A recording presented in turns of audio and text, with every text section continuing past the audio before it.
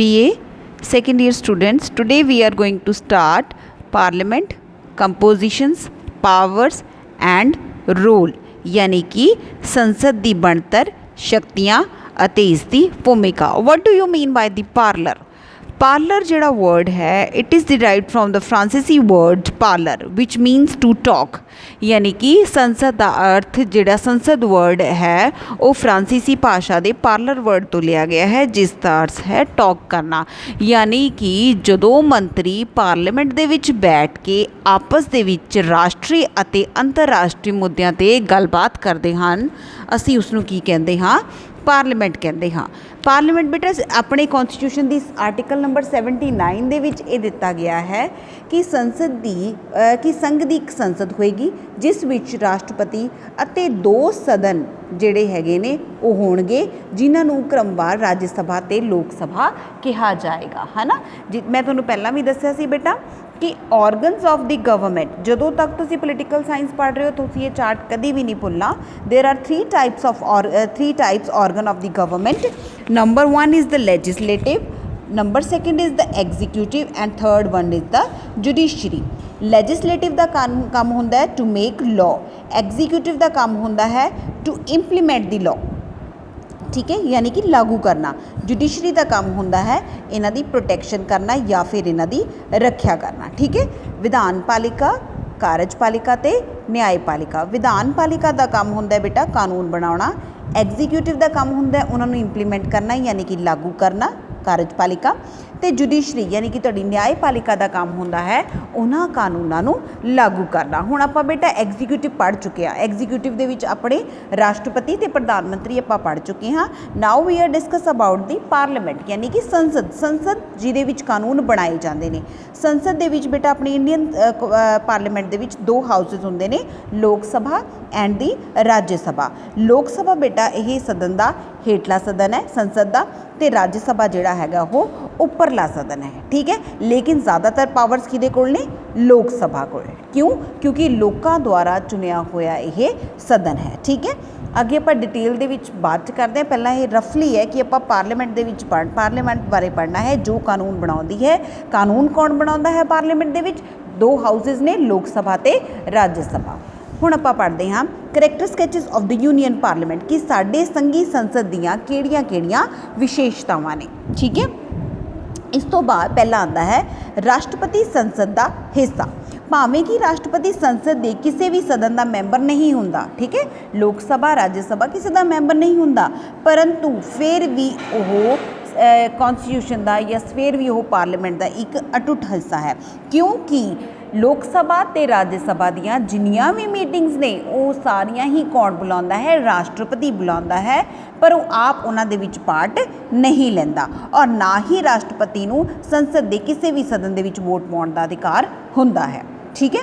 दूसरा संसद दे साडी इंडियन संसद दे इंडियन पार्लीमेंट दे 2 हाउसिस ने। पार्लीमेंट कंसिस्ट 2 हाउसिस, किहड़े-किहड़े बेटा? लोक सभा ते राज्य सभा। लोक Sabha is the lower house and राज्य सभा is the upper house of the parliament.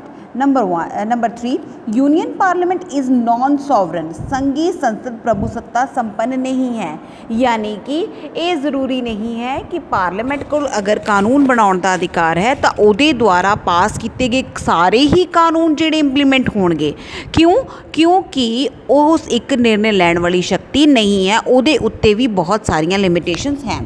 किवें? नंबर 1 यह केवल उन्होंने विषयों पर ही कानून बना सकता है जिहड़े संविधान द्वारा इसनूं सौंपे गए हैं, ठीक है। उस तो इलावा कोई भी कानून नहीं बनाउंदा। इस दे द्वारा पास किए गए कानूनों की उचितता नूं सुप्रीम कोर्ट हाई कोर्ट विच वंगारिया जा सकता है।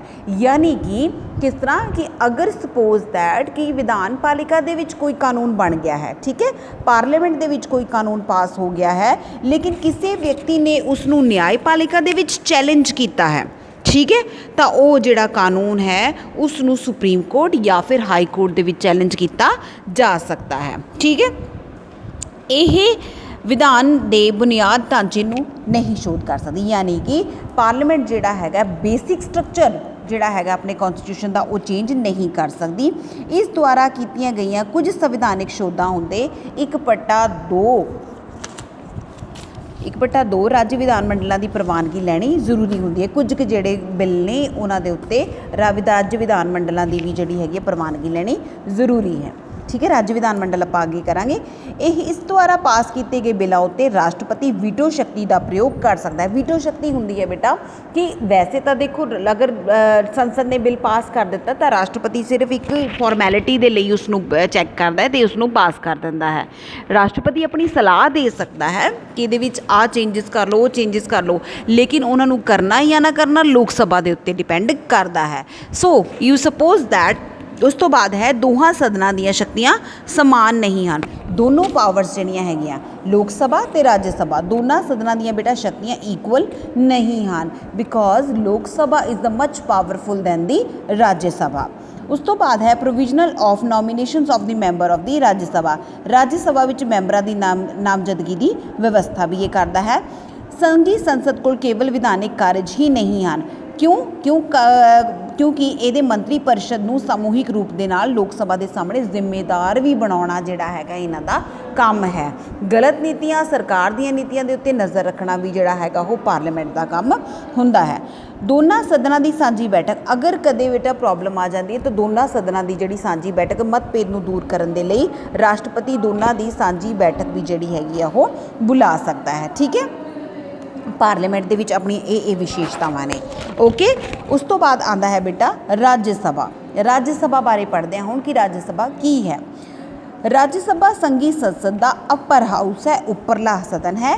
ठीक है, जो वख-वख राज्यों की प्रतिनिधित्व करता है। हर एक राज्य के विच कोलों उन्हां दी जनसंख्या के अकॉर्डिंगली जिहड़े मैंबर जिहड़े हैगे ने राज्य सभा दे विच चुने जाते हैं। राज्य सभा की रचना composition of councils of state संविधान की धारा 80 के अधीन राज्य सभा के मैंबरों की गिनती 250 निश्चित की गई है। इन्हां विचों 238 मैंबर राज्य ते केंद्रीय प्रशासित इलाकों के विचों ते 12 मैंबर राष्ट्रपति द्वारा साहित्य कला सामाजिक विज्ञान के खेत्र के विच प्रसिद्धि प्राप्त व्यक्तियों के नियुक्त किए जाते हैं। वो किस तरह बेटा, जिस तरह मैं तुहानूं दस्सिया सीगा लोक सभा इज़ द राज्य सभा 2 हाउसिस ने। राज्य सभा के विच जिहड़े टोटल मैंबर ने वो किन्ने ने 250। ठीक है, किन्ने मैंबर ने 250 मैंबर ने, जिन्हां दे विचों 238 जिहड़े मैंबर ने ਉਹ राज्यों ते केंद्र शासित प्रदेश यानी कि यूनियन टैरेटरी और स्टेट्स के विचों चुने जाते हैं। 12 मैंबर जिहड़े बच गए ने वो प्रेजिडेंट इलैक्ट करता है कि इन्हां दे विचों जिन्हां दी किसी भी विशेष खेत्र दे विच जिहड़ी हैगी वो प्रसिद्धि होवे। समझ आ गई। उस तो बाद वर्तमान राज्य सभा के मैंबरों की गिनती 245 है, जिन्हों के 233 मैंबर स्टेट और यूनियन टेरिटरी के चुने गए हैं और 12 मैंबर जोड़े है राष्ट्रपति द्वारा चुने गए हैं। वैसे इन्हों की गिनती 250 है, लेकिन वर्तमान के इन्हों की गिनती जी हैगी वो किन्ने है 245 है। ठीक है जी।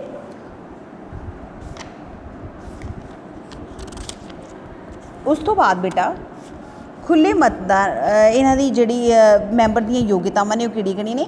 भारत का नागरिक होना चाहिए, उम्र घट तो घट 30 साल होनी चाहिए है, व्यक्ति पागल या दिवालिया नहीं होना चाहिए, वो भारत सरकार के किसी भी लाभदायक पद पर नहीं होना चाहिए, यानी कि सरकारी ड्यूटी ना कर रहा हो। अगर सरकारी नौकरी करता है तो जदों उसनूं राज्य सभा का मैंबर बना दिता जाता है उसनूं अस्तीफा देना पैंदा है। व्यक्ति नूं चोण संबंधी किसी भी अपराध कारण चुने गए अधिकार खेत्र तो वांझा नहीं किया जा सकता और संसद द्वारा समय समय पर निश्चित योग्यता भी जिहड़ियां हैगियां वो पूरियां करदा होवे। ठीक है जी। उस तो बाद है राज्य सभा की म्यार टैन्योर, यही एक स्थाई सदन है। ठीक है बेटा, ये कभी भी भंग नहीं होता। राज्य सभा एक स्थाई मैंबर है, बस ये जोड़े मैंबर ने ना वो 1/3 मैंबर हर 2 साल पिछों रिटायर हो जाते हैं, यानी कि यदा पूरे टैन्योर 6 साल का बनता एक बंदे का टैन्योर। ठीक है। उस तो बाद कोरम की गिनती, इन्हों की कोरम की गिनती 1/10 है और इस तरह इन्हों की बैठक जी है। कोरम होंदा बेटा यू सपोज दैट कि थोड़ी क्लास के 50 स्टूडेंट ने कि 50 के किन्ने बच्चे प्रेजेंट होण कि टीचर जी है क्लास लै सके। अगर 50 के 10 बच्चे जोड़े है वो प्रेजेंट होंगे ने और टीचर क्लास लेंदी है, इट मीनस 10 जोड़ा है वो थोड़ा कोरम बन जाता है। ठीक है।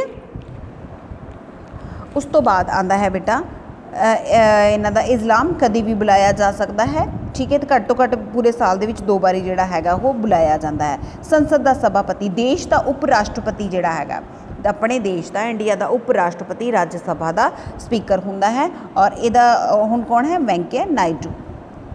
ठीक है। उस तो बाद हैगा जी राज्य सभा की शक्तियाँ ते इसके काम। ਵਿਧਾਨਿਕ ਸ਼ਕਤੀਆਂ, ਵਿਧਾਨਿਕ ਮਤਲਬ ਕਾਨੂੰਨ ਬਣਾਉਣ ਦੇ ਵਿੱਚ ਰਾਜ ਸਭਾ ਕੋਲ ਕਿਹੜੀਆਂ-ਕਿਹੜੀਆਂ ਪਾਵਰ ਨੇ। ਰਾਜ ਸਭਾ ਸੰਘੀ ਸੰਸਦ ਦੇ ਮਹੱਤਵਪੂਰਨ ਭਾਗ ਹੈ, ਇਸ ਲਈ ਇਸ ਨੂੰ ਕਾਨੂੰਨ ਨਿਰਮਾਣ ਦੇ ਖੇਤਰ ਦੇ ਵਿੱਚ ਲੋਕ ਸਭਾ ਦੀਆਂ ਵਰਤਮਾਨ ਸ਼ਕਤੀਆਂ ਪ੍ਰਾਪਤ ਹੈ। ਜਿਹੜੀਆਂ ਲੋਕ ਸਭਾ ਨੂੰ ਪ੍ਰਾਪਤ ਹੈ ਵਿਧਾਨਿਕ ਖੇਤਰ ਦੇ ਵਿੱਚ, ਕਾਨੂੰਨ ਬਣਾਉਣ ਦੇ ਖੇਤਰ ਦੇ ਵਿੱਚ, ਉਹ ਸ਼ਕਤੀਆਂ ਰਾਜ ਸਭਾ ਨੂੰ ਵੀ ਪ੍ਰਾਪਤ ਨੇ। ਠੀਕ ਹੈ, ਇਹ ਦੋਨੋਂ ਇਕੁਅਲ ਨੇ। ਠੀਕ ਹੈ, ਉਹ ਸਾਰੇ ਵਿਸ਼ੇ ਜਿਹੜੇ ਸੰਘੀ ਸਰਕਾਰ ਦੇ ਸੰਸਦ ਦੇ ਵਿੱਚ ਖੇਤਰ ਦੇ ਵਿੱਚ ਆਉਂਦੇ ਨੇ ਦੇ ਸੰਬੰਧ ਦੇ ਵਿੱਚ ਕਾਨੂੰਨ ਬਣਾਉਣ ਲਈ ਬਿੱਲ ਰਾਜ ਸਭਾ ਦੇ ਵਿੱਚ ਪੇਸ਼ ਕੀਤੇ ਜਾ ਸਕਦੇ ਨੇ। ਯਾਨੀ ਕਿ ਵਿਧਾਨਿਕ ਜਿੰਨੇ ਵੀ ਬਿੱਲ ਨੇ ਉਹ ਜਾਂ ਤਾਂ ਲੋਕ ਸਭਾ ਜਾਂ ਫਿਰ ਰਾਜ ਸਭਾ ਦੋਨਾਂ ਦੇ ਸਦਨਾਂ ਦੇ ਵਿੱਚ ਮਤਲਬ ਪੇਸ਼ ਕੀਤੇ ਜਾ ਸਕਦੇ ਨੇ। ਠੀਕ ਹੈ, ਔਰ ਦੋਨੋਂ ਸਦਨ ਜਦੋਂ 2/3 ਬਹੁਮਤ ਨਾਲ ਉਸਨੂੰ ਪਾਸ ਕਰਦੇ ਨੇ ਤਾਂ ਉਹ ਬਿੱਲ ਜਿਹੜਾ ਹੈਗਾ ਉਹ ਪਾਸ ਸਮਝਿਆ ਜਾਂਦਾ ਹੈ। ਮਤਭੇਦ ਜਦੋਂ ਹੋ ਜਾਣ ਤਾਂ ਸਪੀਕਰ ਜਿਹੜਾ ਹੈਗਾ ਇਹਨਾਂ ਦੀ ਸਾਂਝੀ ਬੈਠਕ ਵੀ ਬੁਲਾਈ ਜਾਂਦੀ ਹੈ।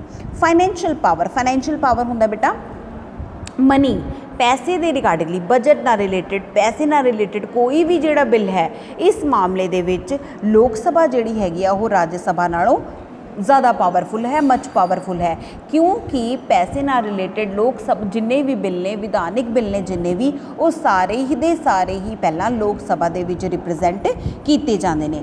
एग्जीक्यूटिव पावर दे विच लोक सभा ते राज्य सभा दोनों ही रिस्पोंसिबल ने ते दोनों ही जड़ियाँ हैगियां समान शक्तियां ने। संविधानिक शक्तियां, अगर किसी कॉन्स्टिट्यूशन दे विच कोई भी अमेंडमेंट करनी है उहदे लई भी बेटा दोनों ही हाउसिस जिहड़े हैगे ने उन्हां दीयां पावर्स इक्वल ने। जुडिशियल पावर्स भी ਜਿਹੜੀਆਂ ਹੈਗੀਆਂ ਦੋਨਾਂ ਦੀਆਂ ਸਮਾਨ ਨੇ। ਜੁਡੀਸ਼ੀਅਲ ਪਾਵਰਸ ਮੀਨਸ ਕਿ ਅਗਰ ਕਿਸੇ ਵੀ ਰਾਸ਼ਟਰਪਤੀ, ਹਾਈ ਕੋਰਟ, ਸੁਪਰੀਮ ਕੋਰਟ ਦੇ ਜੱਜ ਦੇ ਖਿਲਾਫ ਮਹਾਦੋਸ਼ ਦਾ ਮੁਕੱਦਮਾ ਹੁੰਦਾ ਹੈ ਤਾਂ ਅਗਰ ਦੋਨੋਂ ਸਦਨ ਉਸ ਨੂੰ 2/3 ਬਹੁਮਤ ਨਾਲ ਪਾਸ ਕਰ ਦਿੰਦੇ ਨੇ ਤਾਂ ਹੀ ਜਿਹੜਾ ਹੈਗਾ ਉਹਦੇ ਖਿਲਾਫ ਕੋਈ ਵੀ ਕਾਰਵਾਈ ਕੀਤੀ ਜਾ ਸਕਦੀ ਹੈ। ਚੋਣ ਸੰਬੰਧੀ ਪਾਵਰਸ ਵੀ ਦੋਨਾਂ ਕੋਲ ਇਕੁਅਲ ਨੇ। ਔਰ ਸੰਕਟਕਾਲੀਨ ਦੇ ਦੌਰਾਨ ਐਮਰਜੈਂਸੀ ਕੀ ਹੁੰਦੀ ਹੈ ਬੇਟਾ, ਜਦੋਂ ਤੁਹਾਡੇ ਦੇਸ਼ ਦੇ ਵਿੱਚ ਐਮਰਜੈਂਸੀ ਲੱਗ ਜਾਏ, ਜੇ ਉਹ 3 ਕੰਡੀਸ਼ਨਸ ਦੇ ਵਿੱਚ ਲੱਗਦੀ ਹੈ, ਅਗਰ ਤੁਹਾਡੇ ਦੇਸ਼ ਦੇ ਉੱਤੇ ਕੋਈ ਬਾਹਰੀ ਦੇਸ਼ ਆਕਰਮਣ ਕਰਦੇ, ਹਮਲਾ ਕਰ ਦੇਵੇ, ਤੁਹਾਡਾ ਦੇਸ਼ ਜਿਹੜਾ ਅਕੋਰਡਿੰਗ ਟੂ ਦ ਕੌਨਸਟੀਟਿਊਸ਼ਨ ਨਾ ਚੱਲ ਰਿਹਾ ਹੋਵੇ, ਜਾਂ ਤੁਹਾਡੇ ਦੇਸ਼ ਦੇ ਵਿੱਚ ਪੈਸੇ ਦੀ ਕਮੀ ਆ ਜੇ, ਫਾਈਨੈਂਸ਼ੀਅਲ ਕ੍ਰਾਈਸਿਸ ਆ ਜਾਣ, ਇਹ 3 ਸਿਚੁਏਸ਼ਨਸ ਨੇ ਜਦੋਂ ਤੁਹਾਡਾ ਦੇਸ਼ ਜਿਹੜਾ ਹੈਗਾ ਉਹ ਐਮਰਜੈਂਸੀ ਲਗਾਉਂਦਾ ਹੈ ਔਰ ਉਹਦੀ ਪ੍ਰੋਵੀਜ਼ਨ ਜਿਹੜੀ ਹੈਗੀ ਉਹ ਦੋਨੋਂ ਸਦਨ ਮਿਲ ਕੇ ਦਿੰਦੇ ਨੇ। ਠੀਕ ਹੈ ਬੇਟਾ, ਸੋ ਇਹ ਤੁਸੀਂ ਕਰਨਾ ਹੈ, ਬਾਕੀ ਦਾ ਆਪਾਂ ਅੱਗੇ ਕਰਾਂਗੇ।